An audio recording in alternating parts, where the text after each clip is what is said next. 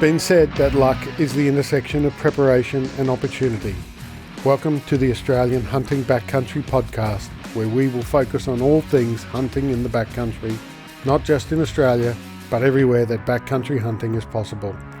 My name is Tobias, and if you're a hunter with no backpacking experience, or even an expert, I would like you to join me as we explore gear, places, and technologies, hear lived experiences, different perspectives, and share the passion that people have for a hard-earned backpack hunt. I appreciate you being here with me as I try to increase the knowledge that will bring us better luck in the backcountry. Alright, I'll kick it off and you ready? Yep, all good. Welcome to this episode of Australian Hunting Backcountry. Today I'm very fortunate to be joined by Eric Atkinson, who is, well, I'll get him to introduce himself to you in a minute, but today we're going to be talking about some backpacking food. Eric. Hey mate, good to be on your podcast. Yeah, so my name's Eric Atkinson. I'm one of the part owners of On Track Meals and On Track Expeditions. So definitely a company that's we're the end user. So we make shelf-stable retorted meals for which are Australian made and also veteran operated companies. So it's a really exciting company to be a part of and to develop and to really enhance Australian capability. Yeah, great. So Eric, one of the reasons why I've reached out to you and have spoken to you is because obviously you make the pre-prepared meals, but you do things a little bit differently. Like the traditional sort of backpacking style meal is a dehydrated or freeze-dried meal, and they've come a long way over the years. I remember years ago, some of the meals you were almost better off hitting the packaging up and eating that rather than and throwing the contents away. So before we get too much into the meals, just give us a bit of your background as well and how you came to be part of this company.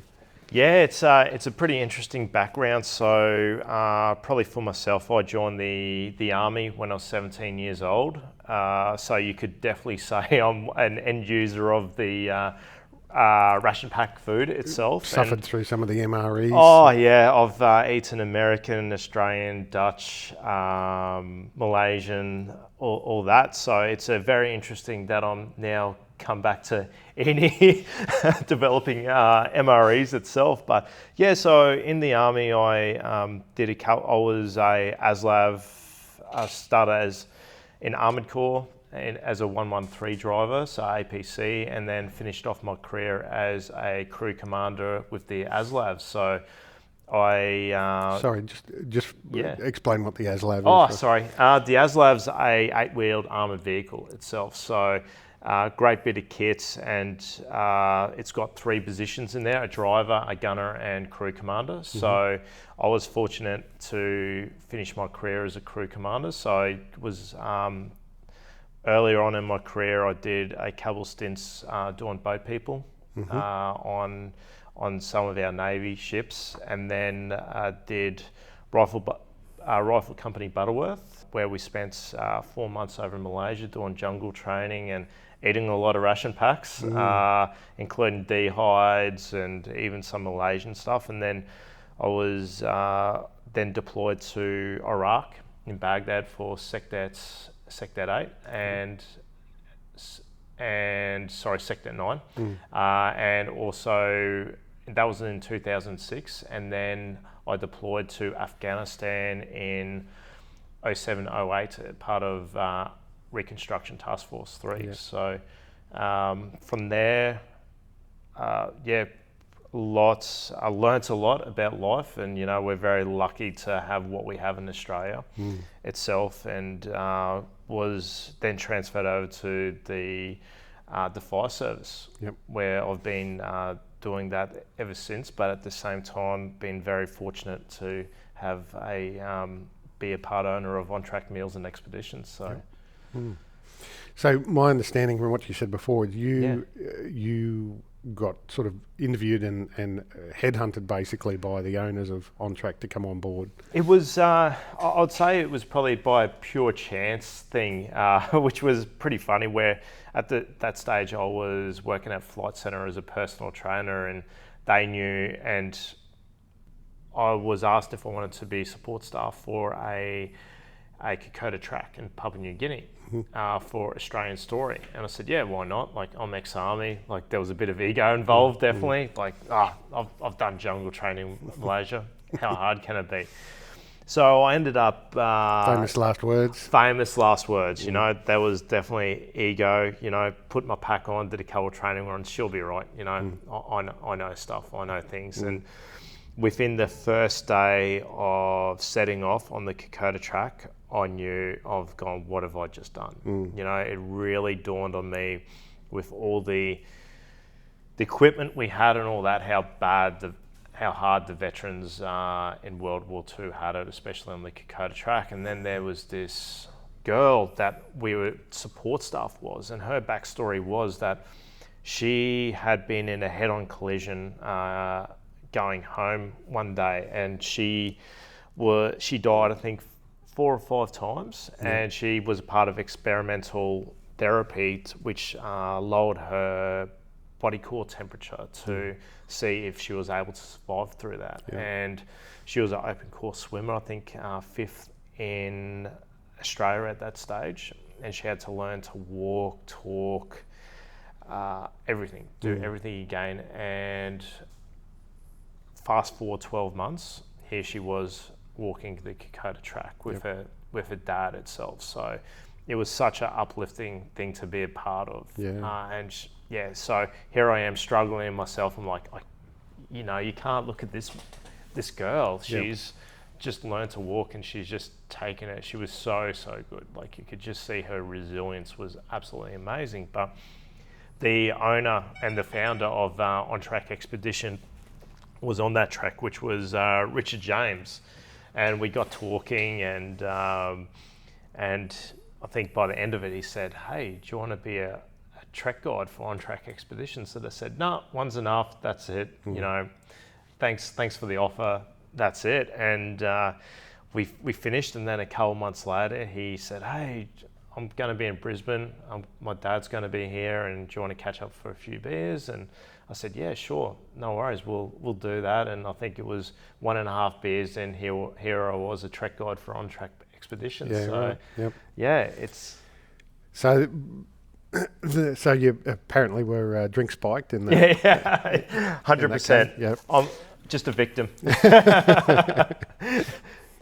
Yeah, that's really, I guess, an example of inspiration, somebody else's inspiration coming through and rubbing off on you. You know, not only did you see the hardships that the vets in the war would have faced, but you also saw this young girl who was struggling through, you know, that disability, for want of a better term, and then give you that sort of moment to reflect. Yeah, it was so, there were so many things going on for that trek for me, for her.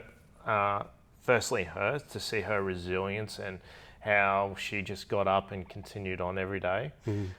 Secondly, I'd only been probably coming out of the army, didn't realise, I wouldn't say I had issues, but there was still things lingering there for myself. And being on the Kokoda Track, it was very, very emotional. And I remember carrying a picture of a mate of mine that died over in Afghanistan with me. And you know, that was a big thing for me to take him on that trek with me. And you know, so there was quite a few things like that. And you know, and I'd literally just come out of a long-term relationship, I think a day before I left for the Kokoda Track. So it was this, you know, I felt like that trek was one of those resets of my whole life. You know, without that trek, it just changed everything. And I remember crossing that finish line, and I felt a lot lighter itself. And you know, and it was a lot to do with this amazing girl too. Like, Yep. you know, Yep. her resiliency behind it, and just talking to her father, and, you know, and that, all those things, including just understanding how lucky we have it in Australia, hearing the veteran stories, like being deployed to Iraq and Afghanistan, we had it so good compared to the guys from the 2nd, 14th, and, you know, the Chocos of the 39th and all that pretty much had nothing, and they went off to fight the Japanese. So, you know, really, there was a lot of things that came out of that, how lucky I was, and probably some of the things that I was thinking about, saying, hey, why is this happening to me? It's like, how lucky I am. So it definitely was a change of mindset from that day on. So Yeah, no, that's really, I guess, you know, what we were talking about before when we were having a coffee and so forth, and some of our past lives, I guess, and even, you know, with your father and so forth. So you can't go and do something like that. You can't, you know, serve in anytime you put on a uniform, there's a degree of trauma that's associated with it because of what inevitably happens to you, just as part of your so-called employment. Yeah. So, and I think there's this stigma that it's always the weak people that go down, and, you know, some of my friends, or even one of my bosses on one of my deployments, he was the most resilient, toughest guy I've ever met, and he went down with PTSD. So, you know, there's this thing that only weak people do, and it's mostly the strong people that definitely do suffer from those things. And it might be after it might catch up years down the track. And I think it's one of those things that I'm very, because it's been my whole life with my dad. He was in the police and he got post-traumatic stress disorder. And now going from the army, where a lot of my mates on my deployments have post-traumatic stress, and even the fiery, some of my good mates there. So, you know, it's always living in the back of my mind, like, hey, look after yourself. You know, it's not weak to ask for help. Yep. But And as men, and I don't say this to be in any way sexist, but as men, traditionally we don't do well with emotions and feelings, and our baseline behaviour is to suppress all of that and push it down into a deep, dark place where it just compounds and metastasizes into a big, ugly creature, and then, you know, comes out in various forms. So totally. It's and I think a lot of those times you just go, oh, she'll be right, you know, she'll be right, or people mask it with alcohol and just go, you know, I'm having a bad day, and it just continues on like that. Or trying to get that adrenaline. And I was only talking about this a couple of days ago, that one of my things wasn't probably alcohol or drugs, but it was motorbikes. With that beautiful motorbike behind us at the moment. But when I came back from the transition from the army to the fire service, I remember getting on to a bike that I had at that stage and just riding really, really hard on it. Like, I was an absolute lunatic on it, not because I was a good rider. I was a horrible rider, and somehow I survived, and I just wanted that kick of adrenaline. You know, of being back in Afghan or back in Iraq. I was really, you know, and I was at a station at that stage.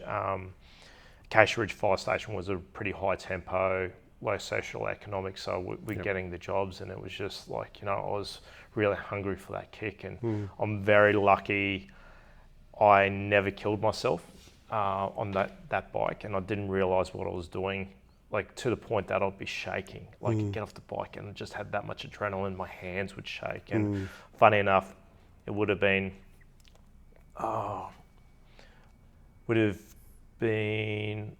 a year and a half into my fire service career, I got hit by a drunk driver doing the speed limit.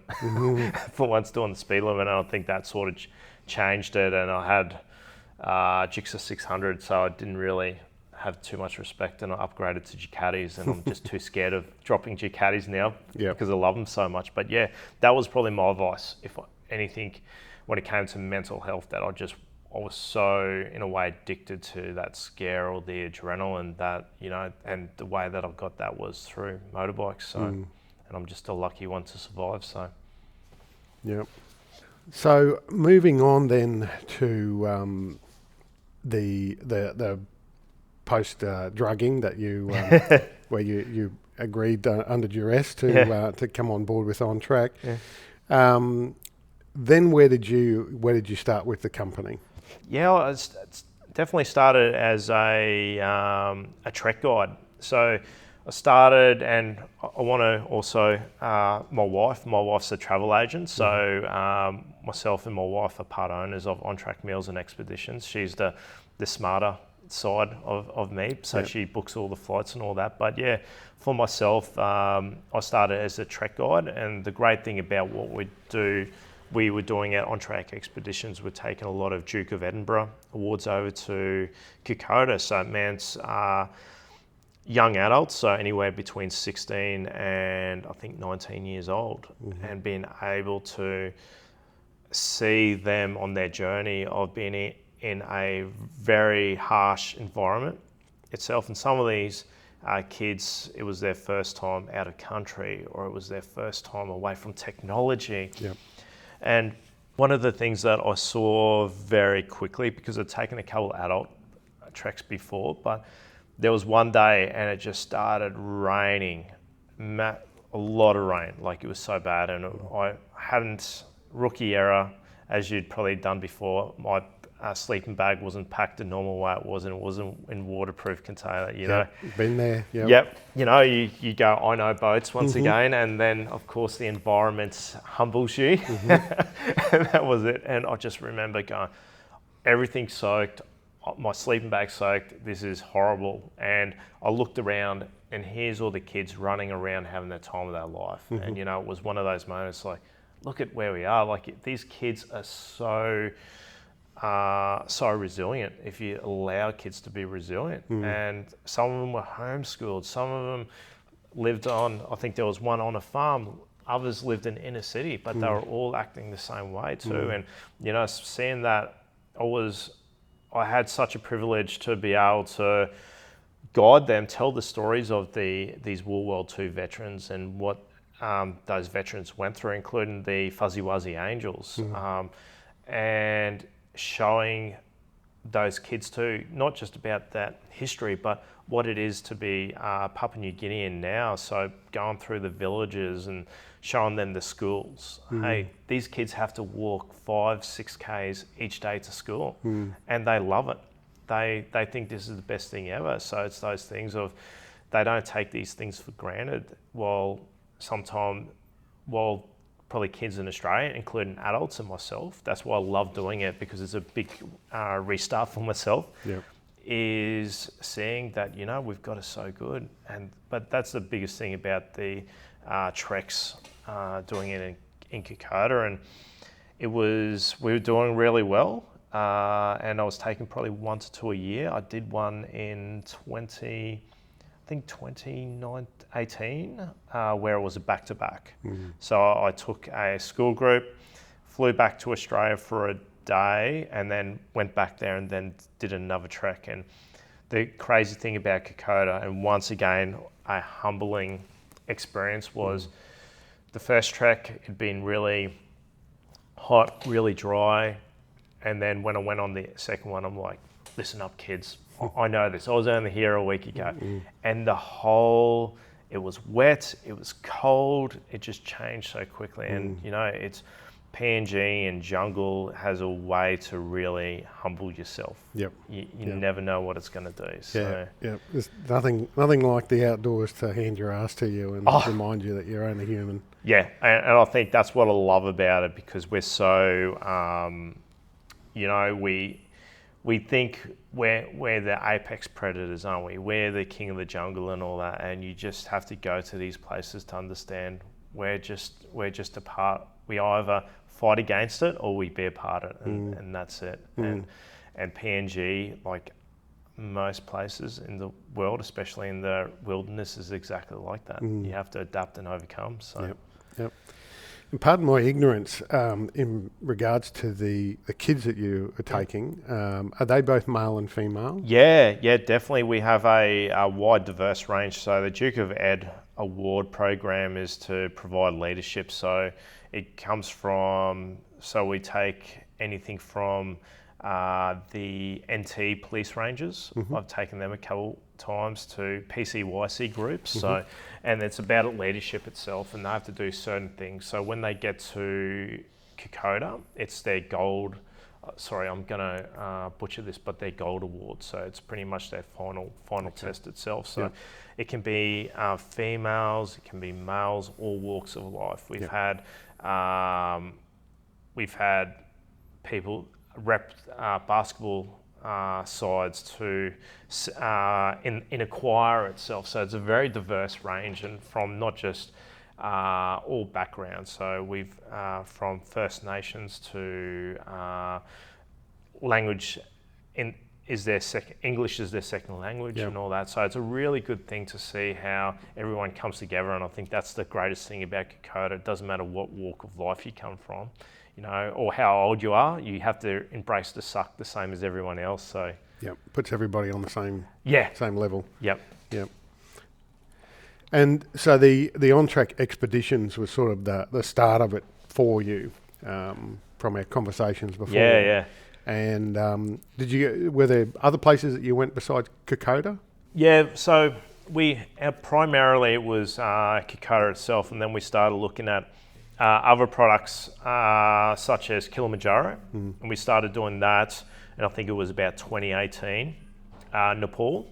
So I've done I have done Everest Base Camp, and then also that overland track in Tasmania itself. So we started building up those products, and especially for our clients that had done Kokoda with us but wanted to do something else. So, and it sort of remained the same as we built that up. And then sort of what happened was we're doing pretty good in all aspects, and the food was the issue for us when we started to see logistical challenges. And the founders, which were of On Track Expeditions, were Richard James and Andrew James. And Andrew James is ex-Special Forces soldier, did deployments to Afghanistan itself. So they sort of went out at that stage, and I was working as a track guide with them. They went out and started looking at shelf-stable solutions itself. And of course it was in a dodgy kitchen as it started, and started looking around how they did those things. And there was another guy, and he's also one of the owners now, is Ian Lum, and he was sort of a part of that process where they were in a kitchen and just to see how we can supply our treks itself. And so they came up with, I think, maybe about 4 or 5 different options to do that, to just supply to our own treks itself. And that was pretty much what we're going to do. With it was just On Track Expeditions. There was no real branding back then and things like that. So that's how, in a way, the first idea of On Track Meals came about. Yep. And then the dirty C word happened. Yes, and, yes. That was a kind of a catalyst for the expansion in that side of it. Yeah, it was. Geez, so many emotions. Like for myself and my wife, Alexis, we got we were asked if we wanted to be part owners, I think in 2019 at the 20, and it's like, this is what we loved the company. We loved working with Lummy, which is Anne, Rich, and Andrew, and we just loved the whole company. And it was something that we really wanted to be a part of, and we're so stoked to do it. And my wife was a travel agent at that stage, and of course March happened, March 2020, and COVID. It just changed everything for On Track Expeditions pretty much forever. And I remember Richard going, "You guys can back out from this agreement," and we said no. Like for some reason we had so much belief in what we were doing and what the company stood for, that we still wanted to be a part of it and be one of the part owners. And from there, we just pivoted. Like that was the biggest thing. My wife being a travel agent, her occupation before being a travel agent was a graphic designer. So a lot of all our graphic design on our products are from Alexis itself, Lexi. She pivoted the same as the company, where we sat down in March and said, what are we doing? And at that stage, like everyone, wasn't it? Oh, it's going to be 3 months. It'll be good. What are we going to do in 3 months? Oh, let's see if we can commercialize this a bit more. It'll only be 3 months, maybe 6 months. That's it. Yep. Lockdowns. The government's never going to lock us down. Nah, that's not crazy. Yeah, we would never do that. There's no way in the world. We're too strong for that.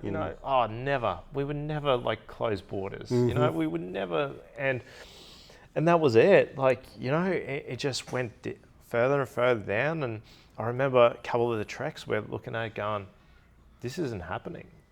And that ruined my wife's company because that's all she sort of knew. Like all travel agents around the globe, even expeditions, all these expeditions we had were all now done. So it was, we either sit and spend our time trying to do refund after refund or start building this business. And it was the meals. We looked at the meals and they were in the silver packaging, something that wasn't appetizing. And, the meals inside were amazing. I think we had 6 in the range at that point in time. So we would have had 3 meat versions. So our beef, mild and chicken curry, and then our vegan options, which I'm not a vegan, but I absolutely love the chickpea bean and spicy Mexican bean. And, we started looking at that and going, how do we build this business? And,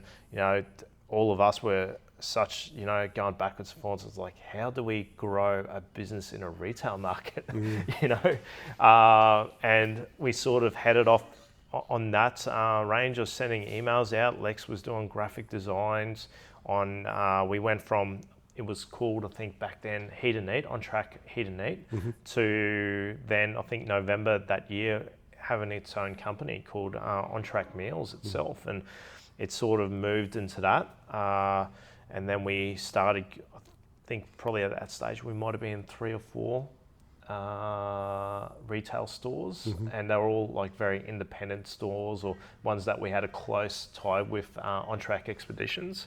And it was like, oh yeah, guys, you can put it in here. It was like, oh, that's cute. You've sort of made your meals. And then we definitely, the more and more we looked, we saw this huge gap. And I think On Track Meals, we were just trying to find ourselves too. That was the biggest thing. We were just trying to figure out who we are. And what we saw was a huge gap in Australian capability and about Australian products. All the products, the dehydrates, even the one shelf stable option at that stage were all New Zealand. And it's like, why are New Zealand able to do such a great products, and why are they doing so well? And why isn't Australia doing the same thing? So we saw how hard it was for us, and we're like, hey, how can we bring other brands along on this ride with us? And how can we support Australian capability and bring back manufacturing back to Australia? And it was something I never thought in my wildest dreams I'd be sort of so passionate about or wanting to do, especially ex-army. It's like, oh, let's just eat ration packs. It's like, are you serious? You left the army for this and now you're coming back. What are you a sucker for punishment or what? But we had this great people behind us. We're all mates in the company, and we get along and we love working in it. And we just kept on wanting to build it and build that Australian capability. So we've gone from 6 meals to about 14 meals, and we're all end users. Lummy, for example, he's outdoor education teacher. He's been doing adventure travel for quite some time. Then Richard, he's he filmmaking, documentaries, the founder of On Track Expedition. So he definitely knows the need for it. And myself in emergency services and ex-army, we were always end users, and we're like, what are some cool stuff that we want on treks or on deployments or whatever that we want to eat? And that's when we started like really looking at innovation. And the main one where like we're proud of all our meals, but if we were going to have that, you know, that son or daughter that we're more proud of than the others, it'd probably be our steak. You know, we work pretty hard on our slow cooked Australian steak, and it's something that you can't do on dehydrates. And you know, even to this day, people still go, "How, like, steak in a bag? Are you kidding yourself?" And you know, that's a great thing about being an end user. You know, it was that and how we get our feedback from our customers. Like, you know, it's one thing for us to come up with an idea, but you know, if we're not listening to our customers, you know, we're losing a great opportunity to expand and listen. So I think one of the things that we did learn from was our lamb and pearl barley, so one of our complete meals, going out there and doing that. So it's a pretty cool thing. And when you go into our commercial kitchen and do taste testing, that's not a bad day either. So one of the things that I've heard a couple of times from some people in the industry is that they're really nowadays more and more listening to the customer feedback and redesigning and you know, changing directions based on that.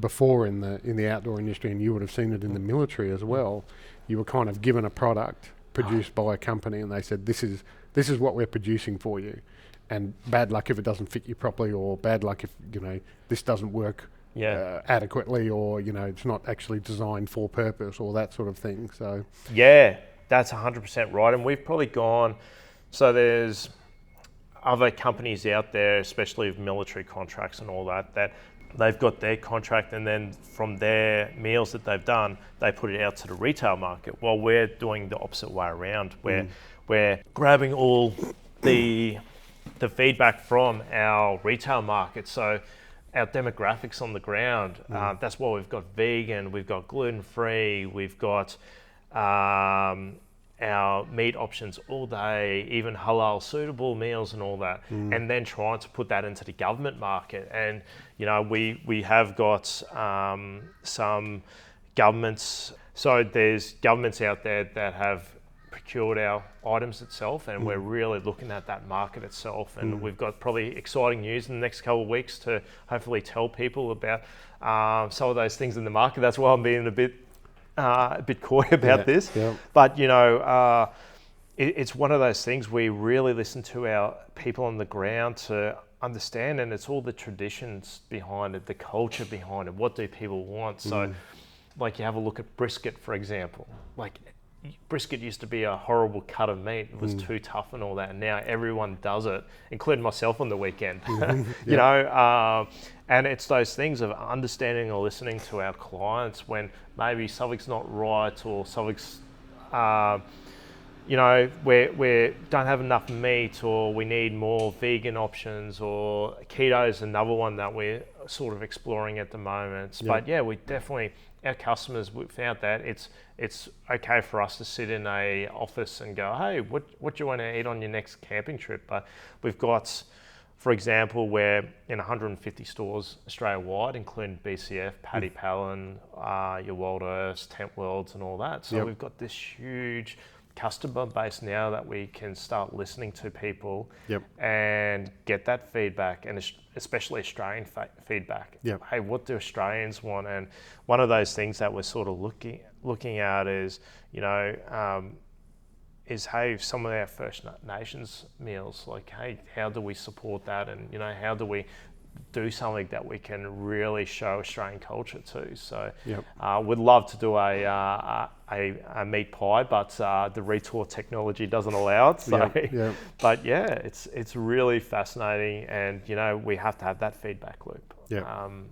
It's so important to us for a company to listen to our clients. So and coming back to what you were saying before about New Zealand, you know, you in the hunting industry, we often see America sort of leading the charge, and then New Zealand is usually always in second place in terms of the productivity and the innovation and that sort of thing, because of the hunting market in America is so big, and then the hunting market and culture in New Zealand is much more entrenched than it is in Australia. Yeah. So Australia always seems to be taking up the slack and trailing behind. Yeah.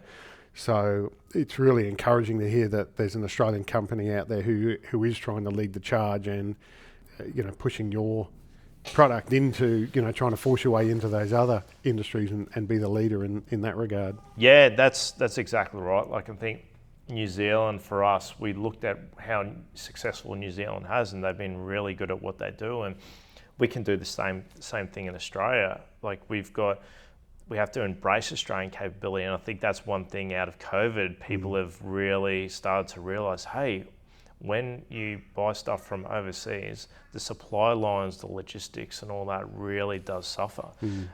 So we try to source all the food and ingredients that go into our meals from our local customers and all that, so we can get it out the door as quick as possible. And that's one of the things that we want to do with on-track meals too, is that quick turnaround itself. So we definitely go into retail stores. We've got our online store, but at the same time, government markets. We know and especially with myself, that when government has disasters and all that, they want that food yesterday. They don't want it in 2 weeks' time, and that's something that we're sort of really trying to understand our clients too in regards to that. But yeah, it's so important, the Australian capability for us. And from what you're saying as well, you're sourcing as much as you can from within our own borders to try and encourage the Australian upon Australian business support.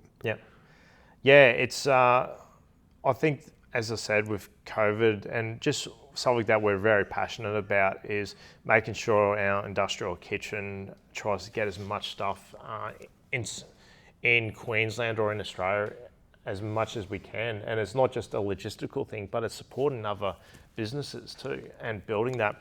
The biggest thing that we have a problem with is our packaging. That, we say for our shelf-stable meals, we have to get that from overseas. There's no one in Australia that does it. And one of the things that we wanted to do, we went for the combat ration pack tender for the Australian Defence Force last year. And one of the biggest things, and we're so passionate about, was we wanted to bring that capability into Australia. And if we won that, we would have been able to do that. So we didn't win that tender. We learned a lot. And the Australian Defence Force were really good with giving us feedback and how we can improve in the future and all that. And it's something that we're definitely looking at in the future. But yeah, for us, it's not just about us growing our own business, but about building Australian capability in manufacturing. So. Yep.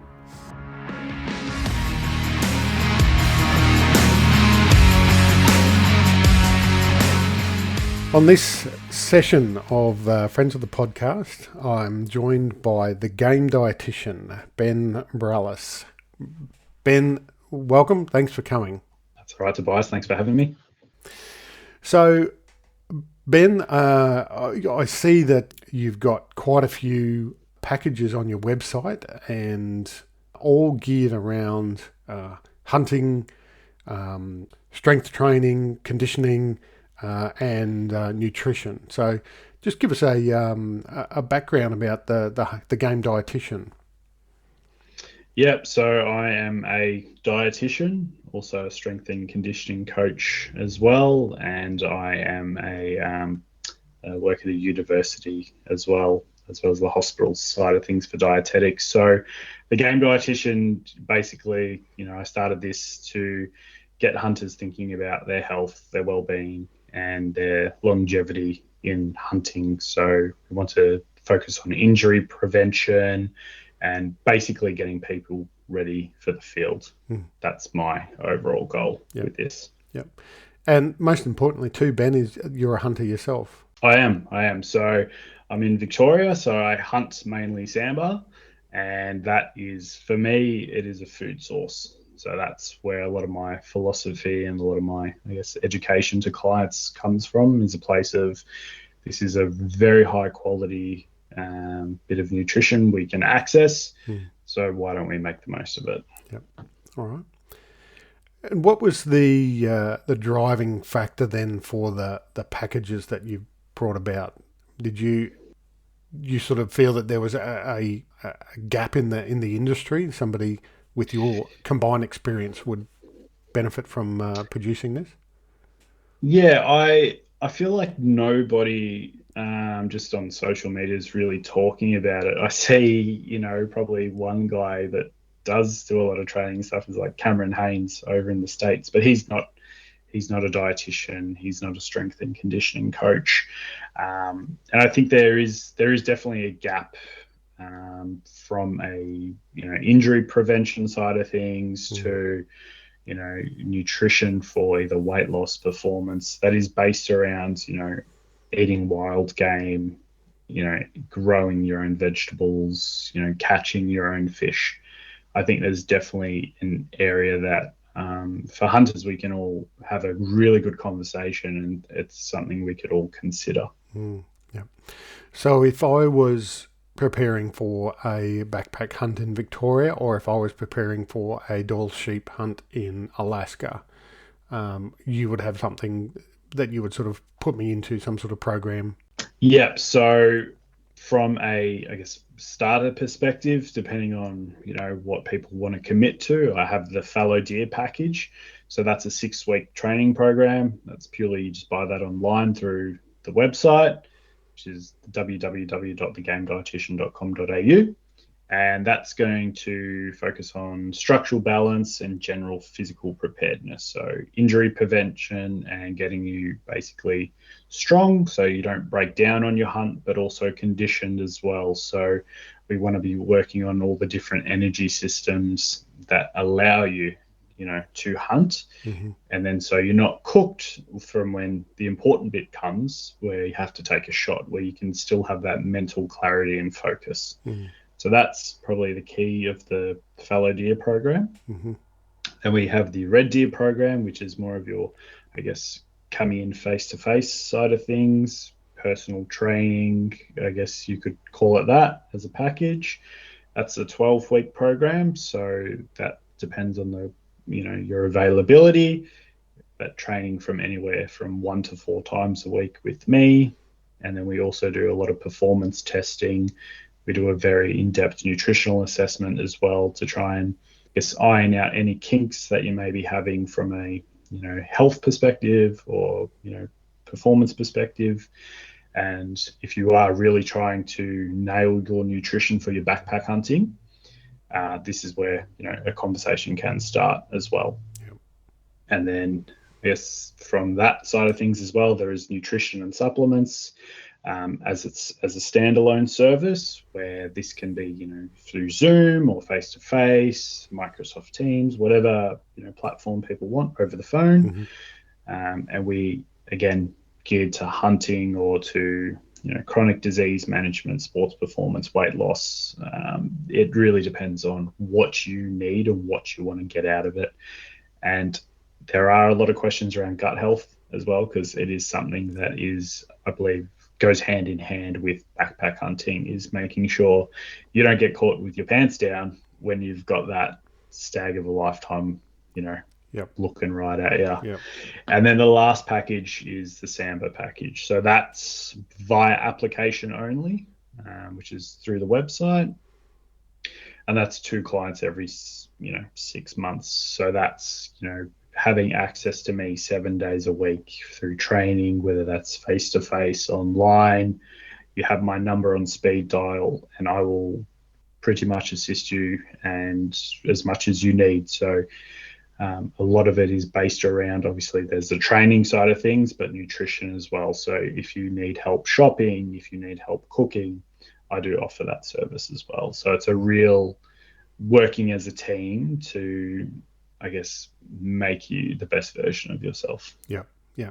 So somebody preparing for that once in a lifetime type hunt, like I said, my pinnacle for me is a Doyle sheep hunt in Alaska, and you want to be at your best level if you're going to go and do something like that, because the last thing you want is to get over there and then suffer an injury or not be able to make it up the mountain or carry a backpack, and that the terminology I've heard used quite a few times is bonking in the backcountry, where your nutritional needs are not met for your caloric output. Yeah, definitely. And that's the thing. We got to look at energy in, energy out, but also the energy you're using to just sit there and do nothing, and to, if we can find any areas that aren't optimized, whether that's from just, a energy and, carbohydrate perspective, to have a quick snack so you can recharge, or from a hydration point of view, to make sure that your body's just functioning optimally. That's some things we need to consider. And then obviously the supplementation side of things as well. If that is a path that we need to go down, we can go down that. But I always will generally recommend that someone has a blood test before that is done. Yep. Just so we can be specific. Yeah. Because there's no point just shooting blind. Yeah. Because one of the important things to understand is your energy needs, your caloric intake, and even the type of food is different in the backcountry than what it is when you're sitting at home. And I guess if you work with people to identify that, to find out what's going to work best with them, even just sitting there trying to keep warm, when you're glassing on a hillside, that's different to sitting in front of your couch on the TV. Sitting on your couch in front of the TV. So that's where somebody like you, I imagine, would come in and provide that working example. Exactly. It's all those little 1%ers we have to consider, and what you have access to, and what you're willing to try, and for your hunt, and what do you normally do for your hunt. If you've seen online that there's some super duper new supplement, and this is going to give you this and that, and it's pumped full of things that you don't know how to read a nutrition label and things like that, or how to research ingredients correctly through the, correct literature channels. It's something that I would do. So I take all the guesswork out, and if there's any questions, like I always say, there's no such thing as a stupid question. You don't know, ask. I don't know everything, so I have people that I ask, and hopefully I can be that go-to person for hunters out there. Yep, great. Ben, you mentioned before that you might have a bit of a special deal for the Australian Hunting Backcountry podcast listeners. Yep. So if you go onto the website and you buy the 6-week fallow deer program, if you go Backcountry 20, you'll get 20% off the program, and it's already at a reduced price, so you'll get a further 20% off that as well. Right. And if my math is correct, you're looking at something that's I spent a lot of hours on for about $10-15 a week. So that's definitely something I would recommend if you are a hunter and you're wanting to try and get into the training space and having a good structure. I definitely would recommend giving that a crack. But if you have any uncertainty, any questions, just ask me. Okay. All right. Well, very generous, Ben. Thank you very much for that. That's all right. What's you've got your website, www.thegamedietician.com.au, and how else would people connect with you?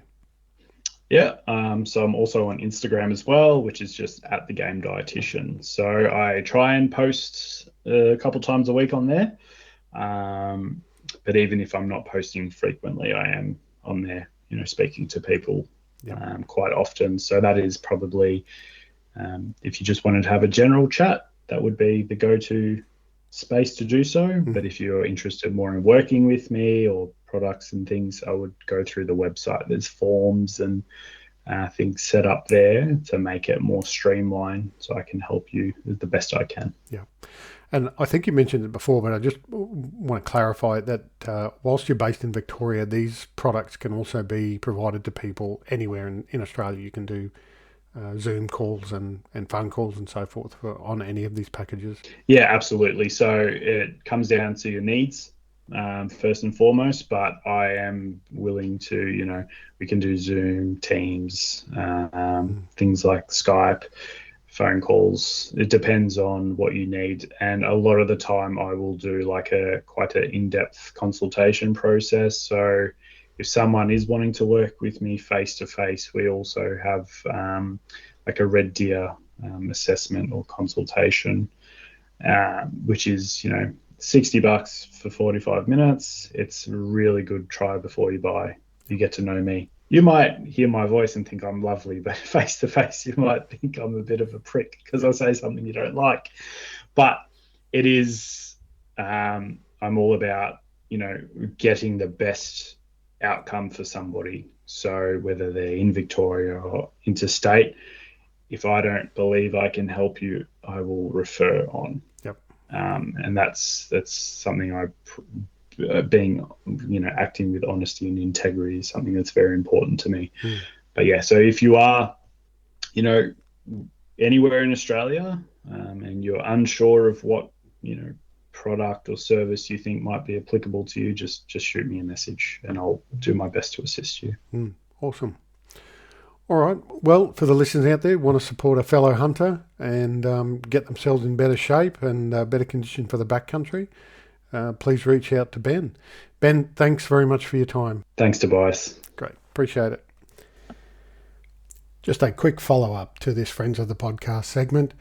Ben has since contacted me after recording this and advised that he has applied the 20% discount already to the Fallow Deer 6-week challenge. So jump on to thegamedietician.com.au and check out the price that Ben is offering this program to podcast listeners for. It's a great price, and Ben has also sent me a complimentary copy of the Fallow Deer program, so I'm looking forward to reviewing that and putting it into practice. Thanks again, Ben, and thanks, listeners.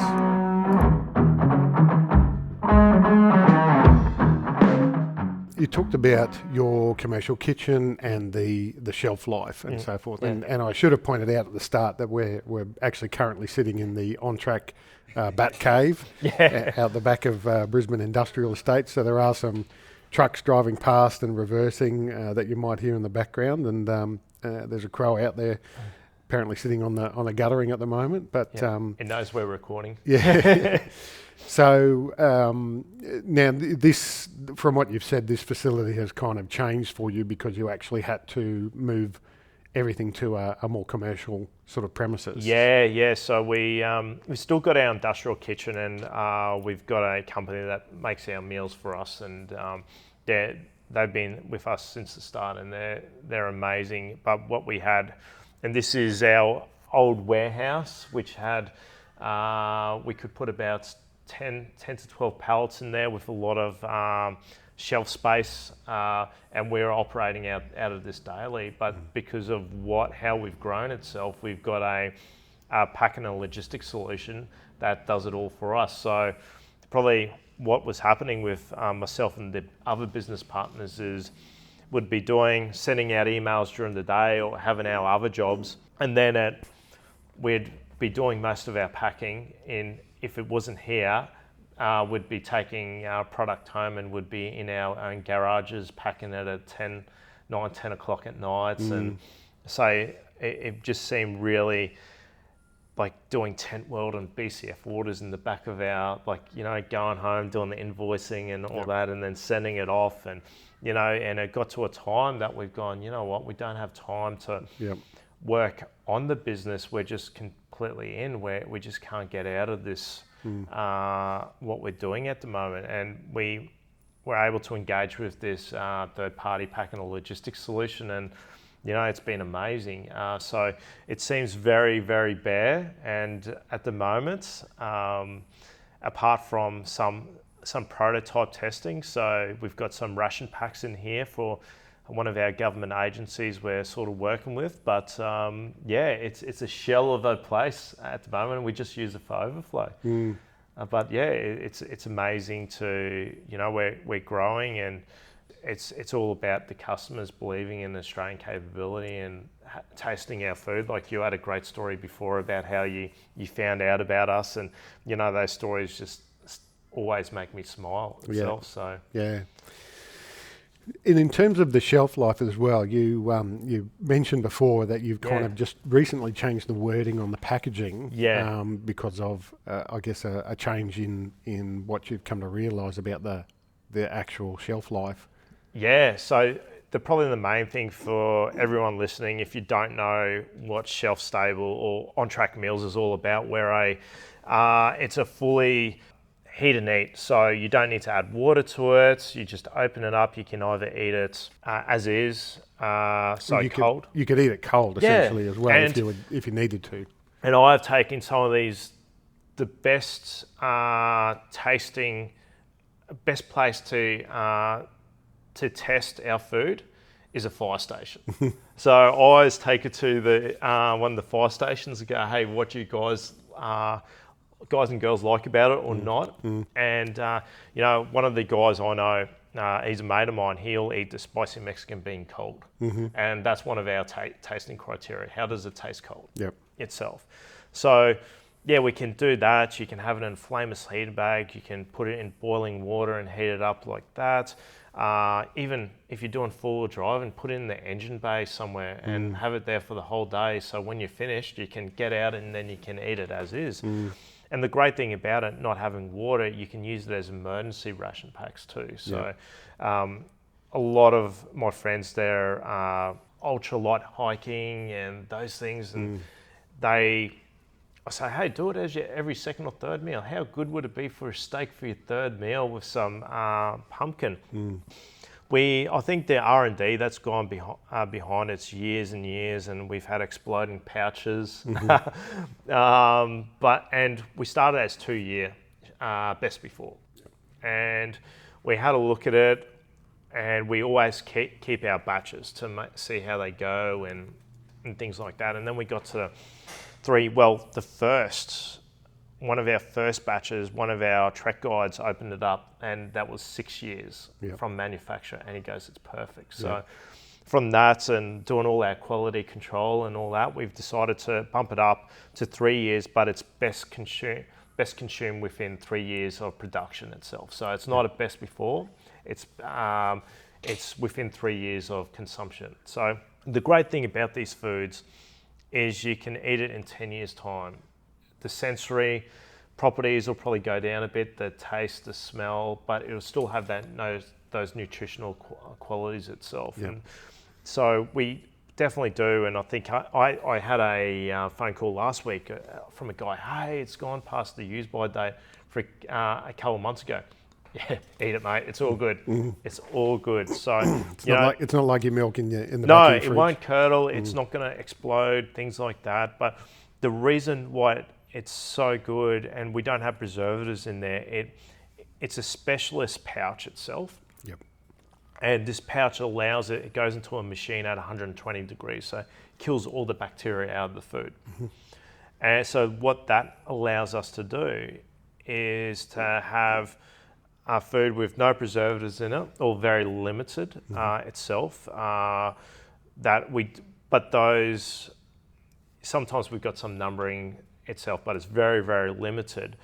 And it's not as a preservative, so to say. It's the way that we do the heat treatment itself that gives it that best before, longevity itself. So it's a really cool technology that, as you said, with America, with the hunting, it's very much the same in America. They do retort technology very well. New Zealand, they've got some of it, but it's something that we can really expand in Australia, especially for some of those communities out back that don't have refrigeration or cold places that they can put meals and all that. This is a great option, including cyclone shelters, emergency, even if you're at home in bushfire prone areas, our meals are perfect for that, to have in an area in case of eating for emergency.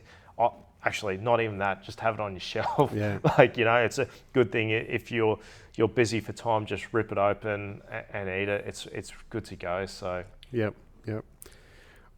So I mean, even I'm sort of thinking, on a long road trip, rather than stopping and eating, the old hot box at the petrol station, a cabana that's been sitting there for 14 hours, just for the sake of eating something, this would be something you could take with you on the road part of the trip, even if you don't take it backpacking. If you're that weight conscious and you don't want to take these, then for that element of it, you can easily feed your family just by ripping 4 of them open and heating them up. And that's the thing. A old boss of mine is doing a cycling trip around Australia, and he's got a whole lot of these in his on his bike to do that, or mates 4-wheel driving. That's a thing where you've got, of course, everyone's got a fridge in the back of their car, but you can just plonk it. You can have it as your go pack itself. Your bug out bag. You can do it. It's so diverse. It doesn't have to be. I've eaten these in -10 before. I've eaten them in 40, 50 degree heat, and they're just so diverse in what you do. If you're if you're looking after kids at home and you just want something to put in with a bit of rice, you can do that. So you can, if you're for firefighters, say rural fire service that are firing out on fire lines and all that, they can have it right there. If you're in fire-prone areas, you can use the flameless heat bags or eat it as is. So the applications of this, and you don't need to not have water. That's the great thing, where if you are in a situation that you might not be able to get water, I'd highly recommend something like this to have that, so you don't starve. Because water, water's so scarce sometimes in those environments. Yeah, sometimes you've got to work hard to get your water. But even some of the work that I used to do, we would have to sit in a car for a very long period of time, and you couldn't move. You couldn't, unless somebody would come and relieve you, you couldn't go down the sandwich bar and get something to eat or whatever. Or so even having a couple of these in your pack with you, and you can sit there and eat. So I remember in the army, if it was Iraq, Afghan, being in a turret of an ASLAV and just eating these either cold or hot, and that you just eat them out of the pouch. There's you don't have to put them on a plate or anything like that. They're very, very diverse meal that you can eat wherever you need to. So very tasty.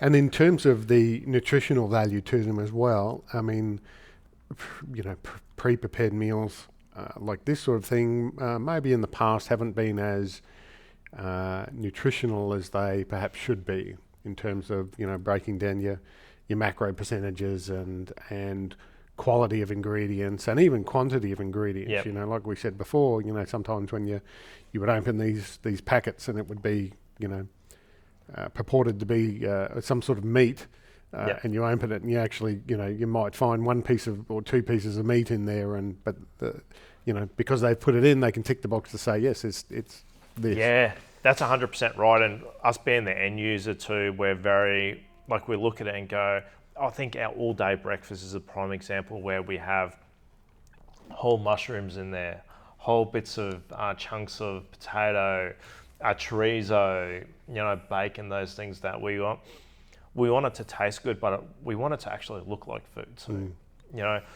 All our, for example, our proteins, we make sure that we have significant protein. We're not just saying it's a sweet and sour pork, but it actually has good chunks of pork in there, and taste and nutritional value is so important. And we definitely had to do, we've always aligned with, as much as we can, with the Australian Defence Force nutritional guidelines and those other emergency management groups in the States and all that, what their nutritional guidelines, because we want the troops and our clients to be fed well at the end of the day. Or if you're having a bad day where it's raining and going, you want people to remember how good the meal was. And I know I was Afghan and Iraq, being around people at a long day, there's nothing better than sitting around with good meals and just having a good chinwag and gobbing off with your mates and having a good laugh and all that with good food. When you have to open up something that's cold or crappy, you're there.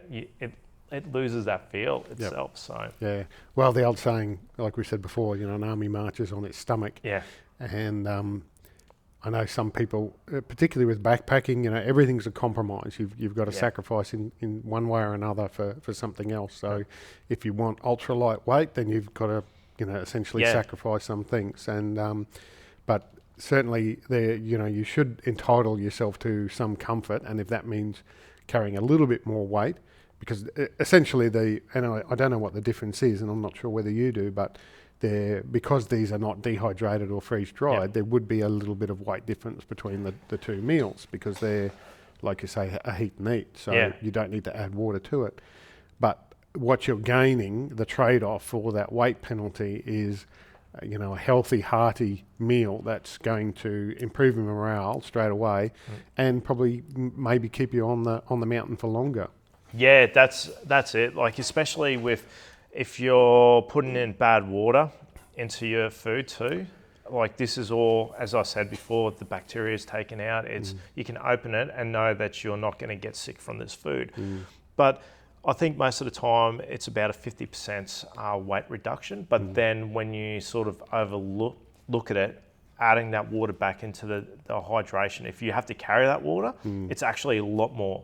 So to put that into perspective, it's if you've got a water source going to where you are, that's great. But what happens when you're going from A to B? And we see it all the time, even in the southeast corner, of bushwalkers getting lost and things like that, and not having preparedness behind them. So this is where the retorted meals is going to give you an emergency solution or a food option from point A all the way to point B, while some of these other options, and like freeze-dried and dehydrated, only give you a food option in a way from when you get to B or you start at A. And of course there's other, they're really good. I think dehydrates and all that. I've got my own. I've eaten too many dehydrates, so I'm probably, and technology's come a long way, as we said before, and there's some really good ones on the market, and they're definitely not our competition. We don't see it that way. But, I think that's the thing where you have to look at what you're trying to do and what you're trying to achieve. And even if it's like every third meal, give yourself a slow cooked steak, or if you're vegan, our spicy Mexican bean with couple wraps in your pack is just a perfect option itself, Yep. And you're not a nutritionist or dietitian at all, No. You've got no background. Just an end user and love food. Yeah.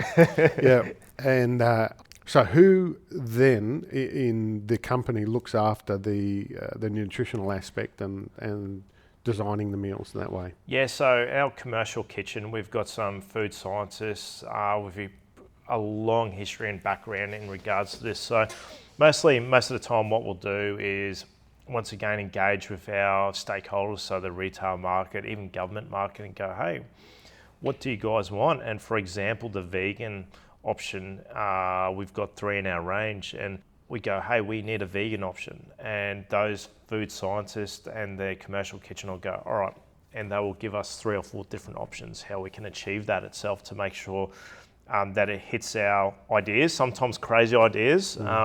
Our end goal, and I don't know if we'll get there, is a KFC 2-piece feed, but that's from a shout out to Lummy, if he's listening, our business partner. That's his end game. But we definitely go to our commercial kitchen with ideas from our retail and the stakeholders, if it's government, and go, hey, well, there's a hole in this, if it's keto, things like that, can we achieve this? And then that's sort of, we go backwards and forwards, and the main thing is making sure that nutrition, all those dietary or personal beliefs, it doesn't just have to be dietary, it can be like halal, suitables, a big one for us. Gluten-free is another one, and making sure that we hit those key points so that we can give a solution. That's the way that we see On Track Meals, is we're just trying to provide solutions to our customers itself, or go, hey, well, you're on this journey. How can we help you with your journey itself, or how can we help you with your problem? Yeah, yeah. And these days there are certainly a lot of allergies out there, a lot of food-related allergies, and when you're supplying food to someone, obviously that presents a very unique challenge. So you've already sort of said that you design a lot of them around being gluten-free. To cover that off, and the vegan and vegetarian option. How do you manage those allergies?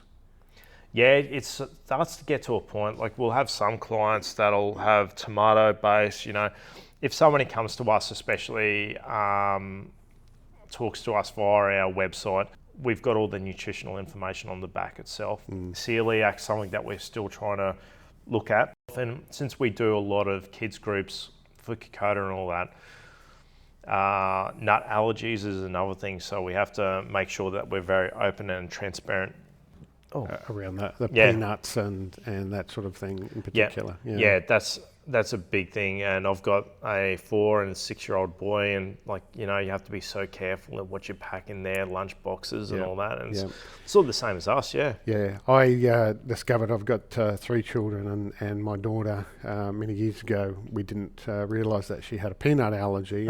And as you probably know, with peanut allergies, they can be cumulative. So you can eat small doses of it, and then it hits a point where it becomes a tipping point and so forth.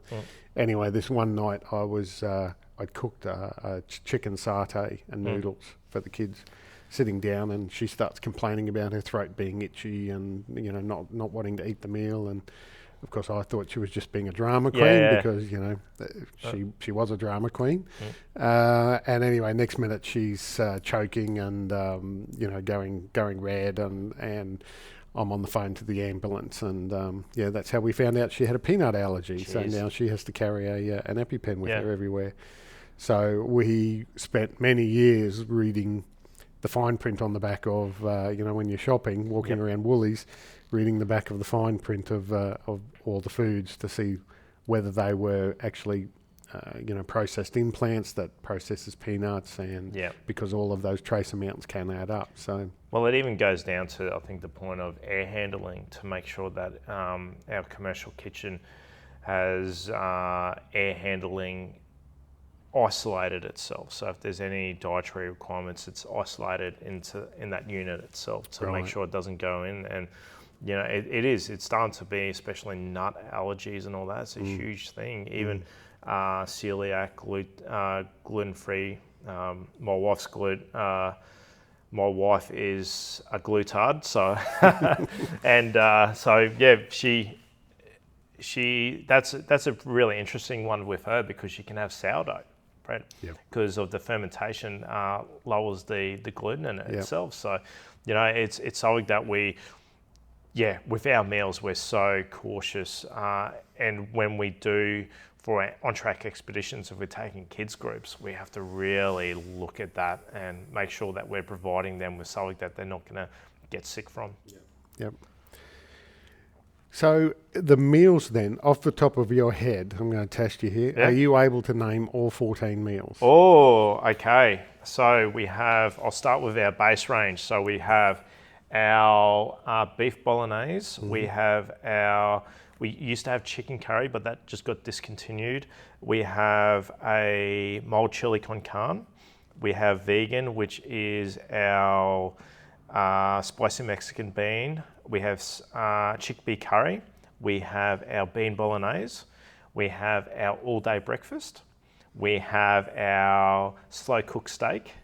We have a sweet and sour pork. We have a coconut ginger chicken. We have what was it going to say? Lamb and pearl barley. We have coconut rice pudding, coffee infused rice pudding, and I think I might have missed one left. I'm just trying to think what's the one that I've just forgotten. And then we've actually got summit bars too. So we've got energy bars, which is our chopped cherry, and we've got a vegan option.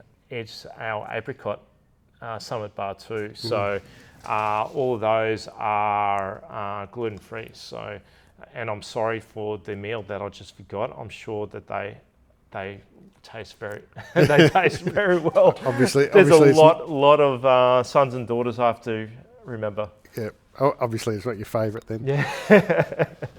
So some of the meals that you were naming then, it sounds like some of those are dessert options as well. Yeah. So our we've got 2 dessert options, which is our coconut rice pudding, which is a vegan option too. So that's that's 200 grams. We just released that last year. And then we have our coffee infused rice pudding, and that's the one that I'm pretty excited about the most because it's made from proper coffee. So I don't see this as just a dessert option, but for me, I'm not really too much of a breakfast eater. And in the morning, before you're going for a hike or something like that, you can have that as is or heat it up, and it's a bit of a pre-workout itself, or before you start your trek for the day, just get that coffee kick out of it. So it's a really good one. And Rich, the founder, I think he had a bit of addiction to it at some stage, so we had to like stop him from eating the stock itself, like a drug dealer. But you know, you're eating all the profits, boss. But so that we're sort of we're always looking at other options. That's the great thing about talking to our stakeholders and just going, hey, how can we improve? You know, including we're probably going to release a couple more of our energy bar range itself, and see where that goes. So and you other than the meals then and the bars, that's all you're sort of offering, the company's offering at the moment, but you said you're always looking to expand. Are there other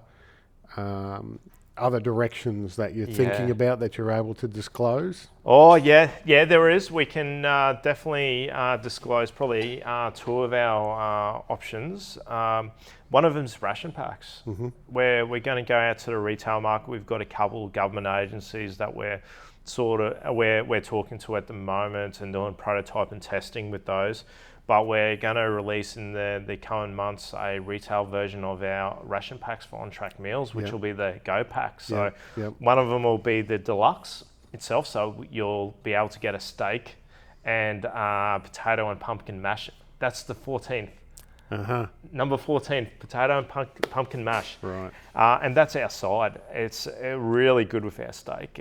We designed it to do that. And that's something that doesn't come out of any ration pack itself. So that's our deluxe, and then we've just got our base, which will have our normal meals in it, including all the stuff that you normally see in a ration pack itself. So it's for those hikers that do a day or just want to stay overnight somewhere, or that they, or even just a Go Pack, bug out bag too. Just have your 24-hour bag, put it in there. Off you go itself. So that's something that's going to be releasing soon. And the second thing is we'll be definitely looking the feedback from the four-wheel drive market, from other markets too, is a 1 kilo bag of our products. So like bit of a group bag. A group size. So we're in the prototype phase of that. So we're looking, once again, the great part of our job is taste testing and making sure they're good to go. So we're looking at a couple of options with that, so that we should hopefully be seeing that by the end of this year itself. So yeah, great. Sounds good. Well, one of the items on the desk in front of me is one of your prototype ration bags, and I know you probably can't talk too much about where it's going, but what you said to me before was that you've tried to source pretty much as much Australian-based product as you can to put in there. Yeah, for sure. It's like as everyone probably understands, it's about Australian capability for us. So, like in one of the ration packs, we've got a lot of like our jerky companies, Australian brand from Tasmania. We've got a hydration company from Australia in there. We've another one, Carmen's muesli bars and things like that. So that's the biggest thing for us, is showcasing Australian capability and trying to put in a ration pack all this Australian capability to, we're okay, with some of those things, it'll definitely be from New Zealand, some of those bits and pieces. But, we try to harness as much as possible to showcase what we can do in the food manufacturing in Australia. So Yeah. I guess that's a somewhat unfortunate reality of it, though, is that the manufacturing industry in Australia just isn't there. So it is a reality that you're going to have to source things from overseas. Obviously, if you can identify companies that are still trading under the same sort of ethos that you guys are, and they're sourcing their products as locally as possible as well, then there's no harm in supporting our brothers and sisters across the strait. And that's how we see it. We want to, when we're sort of coming up through the ranks, we want to support these other smaller businesses to do so, to showcase their products. And including our packing and logistics company. It's a emerging packing and logistics solution, and they're on the same journey as us. And for example, up the road from us, we've got Alton Goods, Sam up there, and sort of the same journey. So we just try to promote those companies that love and have a passion for what they're doing, but at the same time trying to support Australian businesses. So. Yeah. Funnily enough, I went and spoke to Sam the other day, and we've arranged. He's about to head overseas for a little while, so when he comes back, we've arranged for a podcast interview as well. So I'll be interested to see what he's got to say. I was going to ask as well whether, in terms of the on-track expeditions, where you're sourcing your gear from. Is he one of the providers? We're definitely trying to at this stage. We're sort of in a mad restart itself, and it's something that we try to link our products in as much as we can. And they've grown as much as we have over this stage. Like every time I go up there to say hi to him, he's got some new bit of kit, and that's not good for me because I love Gucci bits and kits, and it's very interesting because for him at Alton, it's all about lightweight stuff, which is sort of counteracts what we do in on-track meals, because we're about as, in a way, a good sturdy meal. But there's a lot of similarities with what we do, and understanding that with their cooking gear, they like to have something that you can go out and cook, or like pots and pans, and those pots and pans are really good for our meals itself too. So it's all about balance, isn't it? You don't want to go too ultra weight, and you don't want to go too heavy itself. So and that's how we see it. And with the design of our ration packs, the two different ones that'll come into the retail market, that's pretty much showcases that. So So where are people going to go if they want to find out more information about your meals and the nutritional breakdown and that sort of thing? So if anyone wants to have a look and find us, you can either see us on Instagram at On Track Meals, or Facebook at On Track Meals, and then we've got our website, which is www.ontrackmeals.com. And that'll give people a breakdown of the ingredients in each of the meals? Yeah, for sure. There'll be a nutritional tab on our page, which will have a breakdown of each meal and what's in it. And if you guys that are listening want any more information, feel free to contact us via our page. We're more than happy to help. And if it's good or bad feedback, we absolutely love listening to our clients and how we can improve our products. So.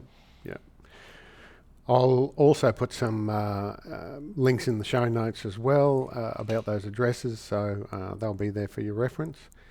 Eric, in all honesty, I haven't tried any of your meals yet, but I'm definitely going to look into it a lot more, and for the next trip, like we spoke about, I think I'm going to sort of do a bit of a balancing act between the dehydrated and the ready to eat sort of meals, and hopefully I'll give some honest feedback to you and to the podcast as well. Yeah, well, you'll be going away from here with a couple of our steaks and pumpkin and a couple of our other meals to try. So, and then I'll for your viewers, we'll organise a discount code too. Okay, so they can get 10% off our range and try it themselves. So. Yep. All right. And will that be via your website? Yeah, via a website Okay, itself. so you can order these as well via the website? Yeah, so okay. you can either order through our website, and it's pretty much, at the moment, we've got same day shipping. Yep. As long as you get your orders in before 2 or 3 o'clock in the afternoon. Yep. And if you need it in a hurry, please check out, and it's on our website, all our stockists, but our BCFs, Tent World, Paddy Palin, Wild Earth, even some of your independent stores, please go out and support them. They've supported us at the start, but yeah, we're definitely in a lot of stores Australia-wide, and for anyone that's had our meals before, I just want to reach out and say thanks, guys. We found you supporting On Track Meals. This wouldn't happen, including some of the products that have come out is because of your feedback. So yeah, great. Yeah, well, Eric, I love what you're doing and supporting Australian businesses, and that's part of the ethos of the show as well, is to support as many Australian businesses as I can. So it was a pleasure to have you on today. You too. Thank you for sharing this story, and look forward to trying those meals definitely. Cheers, mate. Appreciate it. Hey, thank you for listening in. If you'd like to contact me for a chat, pass on any feedback, or have some ideas for future podcasts, please reach out to me on Instagram at Australian_hunting_backcountry, or email australian.hunting.backcountry@outlook.com.au. For now though, please look after yourselves and your mates.